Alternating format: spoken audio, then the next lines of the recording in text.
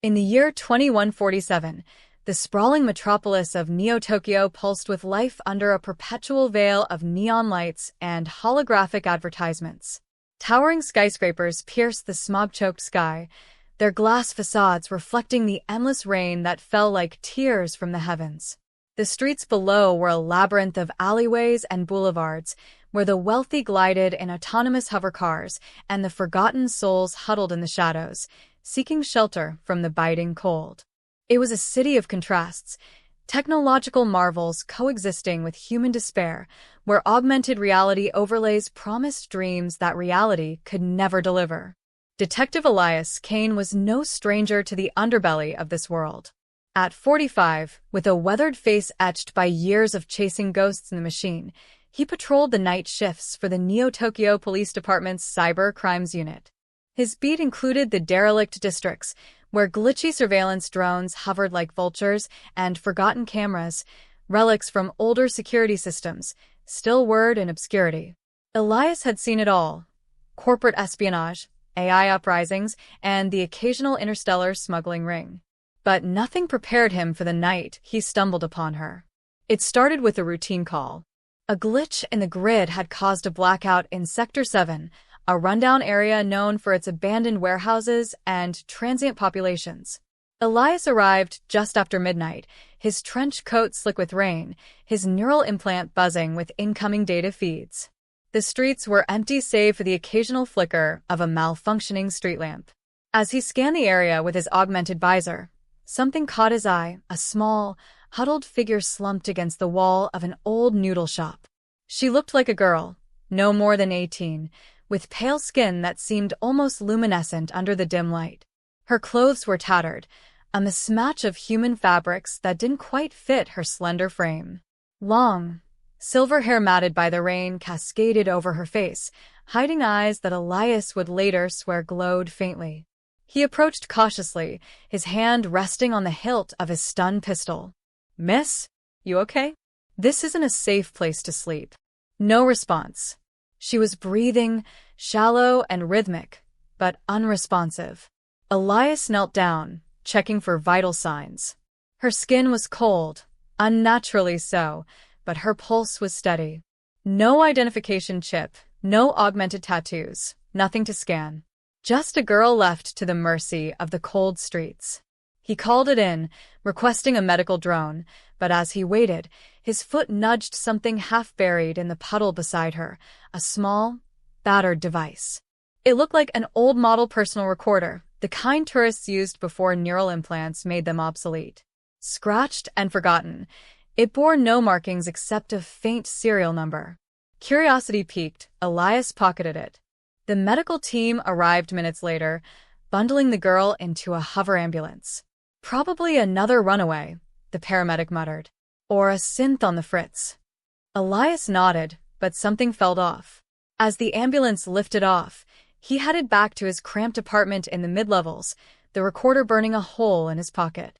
Back home, Elias poured himself a glass of synthetic whiskey and plugged the device into his console. The screen flickered to life, displaying a menu of video files timestamped over the past week. The first few were mundane: blurry shots of crowded markets, snippets of conversations in a language he didn't recognize, something melodic, almost musical. Then the footage shifted. It showed the girl, her face clear now, with eyes like swirling galaxies, iridescent blues and purples that no human could possess. She was in what looked like a cargo hold, surrounded by crates marked with interstellar shipping codes. The camera shook as if held by unsteady hands. Entry log: Day 47 of exile, her voice whispered in the recording, soft and ethereal, with an accent that defied earthly origins. "I am Lyriel, of the Zarathian Collective. We fled the collapse of our star system, seeking refuge on this blue world you call Earth. But betrayal came from within."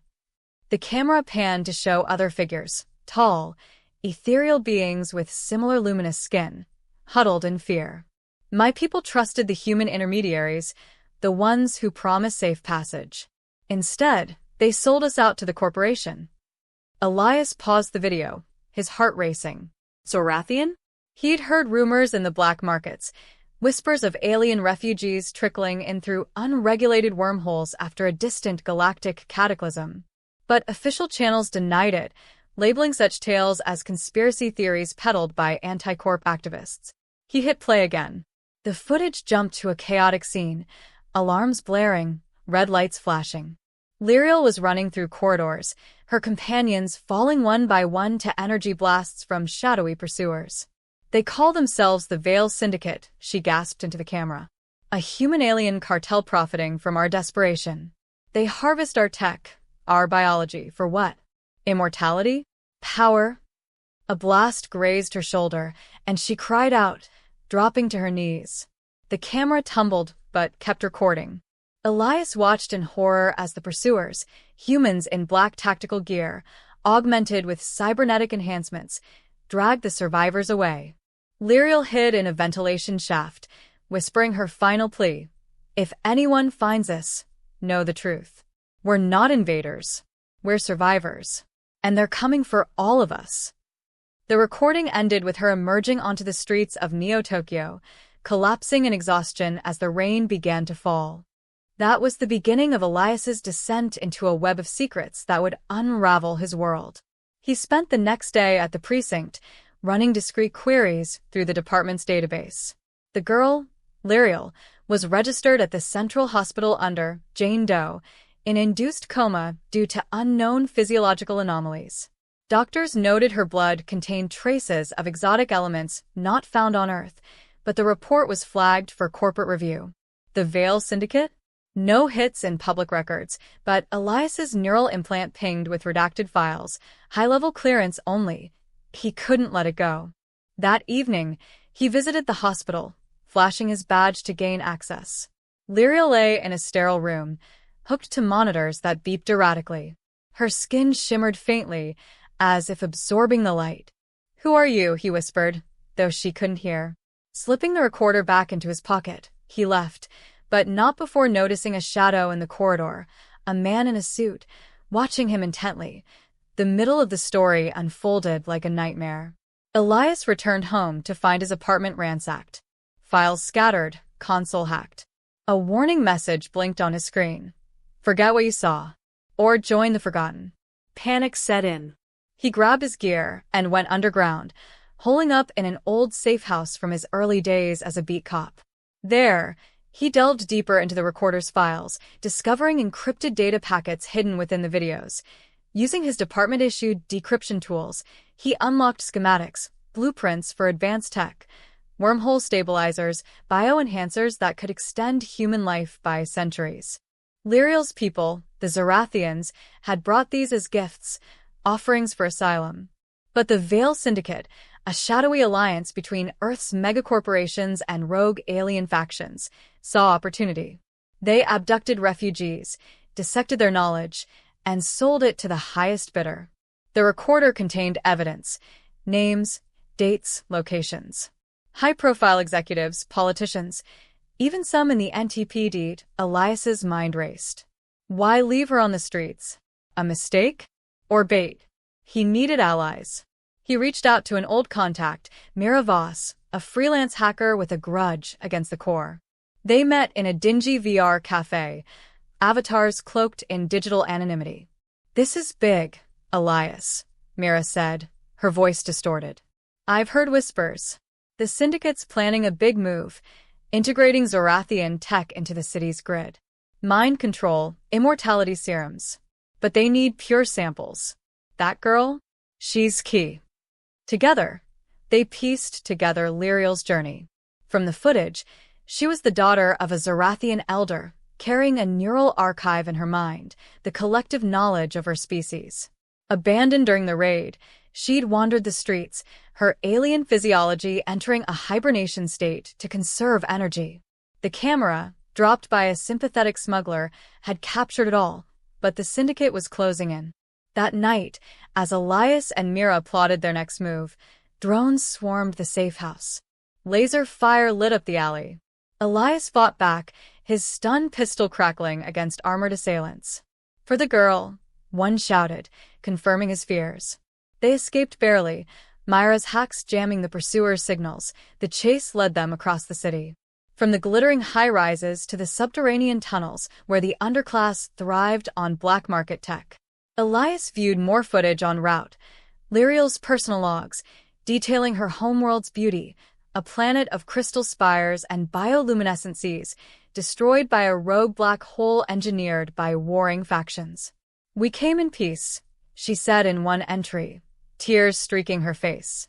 "But peace is a commodity here." They infiltrated a syndicate warehouse in Sector 12, guided by coordinates from the recorder. Inside, horrors awaited. Zorathian captives in stasis pods, their essences drained into glowing vials. Elias freed as many as he could, but alarms blared. A confrontation ensued with the syndicate's leader, a augmented human named Victor Kane. No relation, but the irony stung. "You think you're a hero, detective?" Victor sneered, his eyes glowing with stolen Zorathian tech. "This is evolution. Humanity's next step." A fierce battle erupted. Elias, aided by Myra's remote drones, fought through guards. Lyriel, whom they'd smuggled out of the hospital earlier, awoke mid-fight. Her eyes blazed, unleashing a psychic wave that disrupted the syndicate's cybernetics. "The truth is recorded," she declared, holding the camera aloft. In the chaos, Victor escaped, but not before Elias uploaded the footage to the global net. Bypassing firewalls with Myra's help, the ending came swiftly, yet profoundly. With the evidence broadcast, the city erupted in protests. Corporations scrambled to deny involvement, but the damage was done. Governments launched investigations, and Zorathian refugees were granted asylum. Lyriel, recovering in a secure facility, shared her people's knowledge willingly. Tech for clean energy, cures for diseases, ushering a new era of cooperation. Elias stood on a rooftop overlooking Neo-Tokyo, the rain finally ceasing. Lyriel joined him, her silver hair catching the first rays of dawn. "Thank you," she said, her voice no longer a whisper, "for seeing the truth." He handed her the camera. "It was never forgotten. Neither were you." As the sun rose, casting golden hues over the city, Elias felt a spark of hope. In a world of cold streets and hidden betrayals, one forgotten recording had illuminated the path to redemption.